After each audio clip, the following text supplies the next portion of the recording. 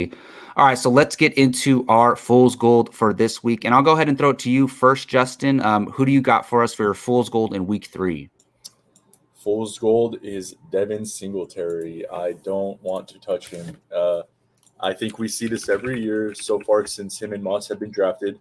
Everyone is playing catch up to those two guys. So what happened? Mm-hmm. Moss had a good week. Everyone on Moss train. Now Singletary had a touchdown and 13 carries, 82 yards. All right, chase him in Washington.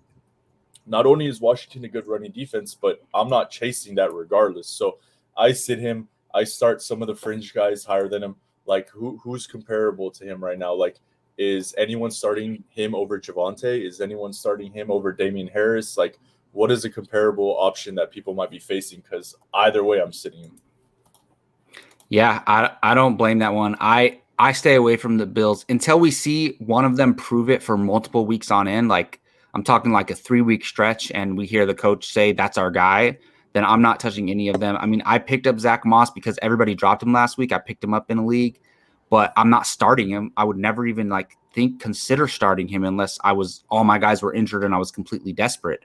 And I would start any wide receiver over him. So even though they both had a decent game, I mean, obviously Zach Moss had 2 touchdowns, so that was the bulk of his fantasy production. But I don't trust Devin Singletary either, even though he's had 2 decent games in a row. But I'm with you.